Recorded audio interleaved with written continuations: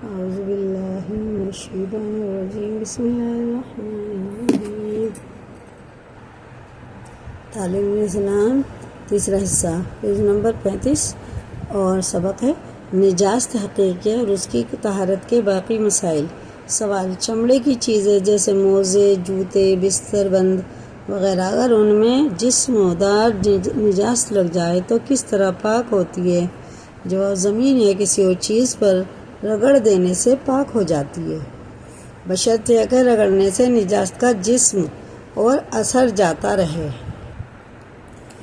سوال: اگر انہی چیزوں میں پیشاب، شراب یا اسی طرح کی اور کوئی نجاست لگ جائے تو کس طرح پاک کی جائے؟ جواب: پانی یا کسی اور بہنے والی پاک چیز سے جو نجاست کے اثر کو دور کر دے دھو کر پاک ہوگی، یعنی سوائے جسمدار نجاست کے اور نجاستیں لگ جائیں تو رگڑنے سے چمڑے کی چیزیں پاک نہ ہوں گی بلکہ دھونا ضروری ہے۔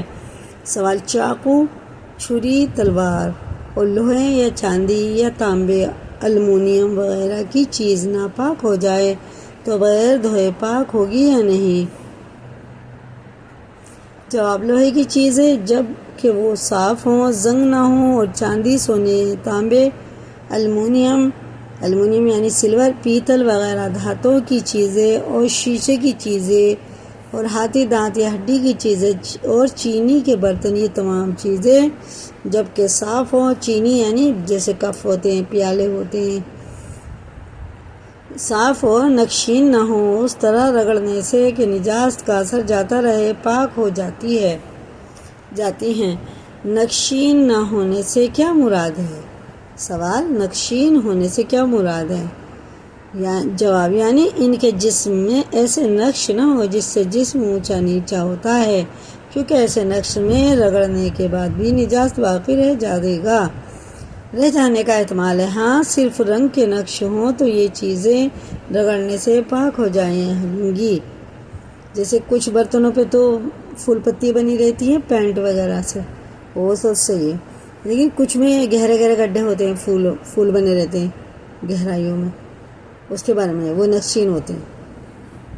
سوال: زمین پر نجاست مثلاً پیشاب یا شراب وغیرہ گر جائے تو کس طرح پاک ہوگی؟ جواب: زمین جب خشک ہو جائے تو نجاست کا اثر رنگ، بو، مزہ جاتا رہے تو پاک ہو جاتی۔ 3 چیز کا زیادہ دھیان رکھنا ہے، ان کو بن دیکھے یاد کرو گے تو اچھا رہے گا۔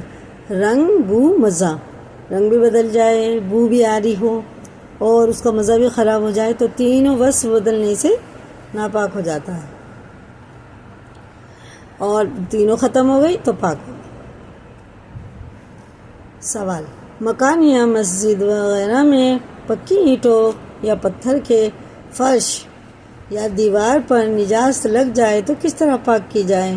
جواب: اینٹ اور پتھر جو عمارت میں لگے ہوئے ہوں خشک ہو جانے اور نجاست کا اثر جاتے رہنے سے پاک ہو جاتی ہے۔ سوال: جو چیزیں کہ دھونے میں نچوڑی نہیں جا سکتی، مثلاً تانبے کے برتن یا بچھانے کے موٹے گدے، تو ان کو پاک کرنے کے لیے کس طرح دھویا جائے؟ جواب: ایسی چیزیں جن کو نچوڑنا غیر ممکن یا مشکل ہے، ان کے دھونے کا طریقہ یہ ہے کہ ایک مرتبہ دھو کر چھوڑ دو، جب پانی ٹپکنا بند ہو جائے تو دوسری بار دھو کر چھوڑ دو، جب پانی ٹپکنا بند ہو جائے تو تیسری بار دھو ڈالو، پاک ہو جائے گی۔ کس چیز پہ لٹکا دو تاکہ اس کا پانی ٹپکنا بند ہو جائے تو پھر دھو، پھر ایسے کسی چیز پہ لٹکا، دیوار پہ، بانس پہ، بلی پہ، اور یا کسی ایسی چارپائی وغیرہ پہ ڈال دو کہ اس کا پانی ٹپک جائے، یا جب پانی ٹپکنا بند ہو جائے تو پھر دوبارہ دھو دو۔ اسے 3 بار کرنے سے پاک ہو جائے گا۔ موٹے گدے نچوڑے نہیں جاتے نا، مگر دھونے میں جس قدر ملنا ممکن ہو اس قدر ملنا ضروری ہے تاکہ نجاست نکالنے میں اپنی طاقت بھر کوشش ہو جائے۔ سوال: مٹی کے برتن ناپاک ہو جائیں تو پاک ہو سکتے ہیں یا نہیں؟ جواب: مٹی کے برتن بھی دھونے سے پاک ہو جاتے ہیں اور ان کے پاک کرنے کا وہی طریقہ ہے جو اس سے پہلے سوال جواب میں لکھا گیا۔ سوال: نجس چیز مثلاً گوبر جل کر راکھ ہو جائے تو وہ راکھ پاک ہے یا ناپاک؟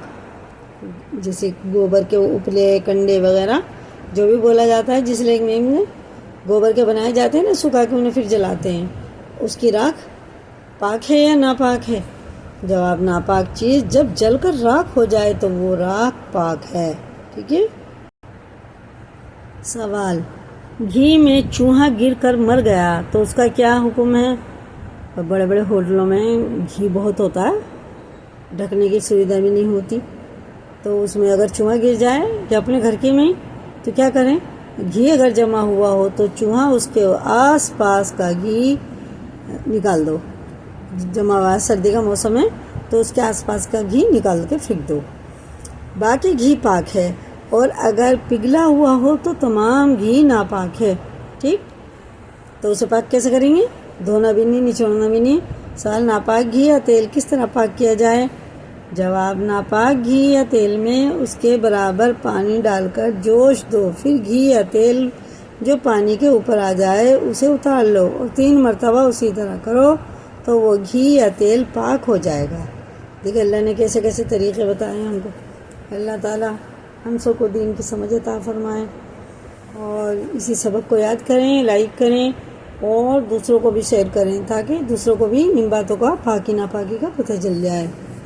اور اگر نہیں اس پہ تو چینل پہ تو سبسکرائب بھی کریں.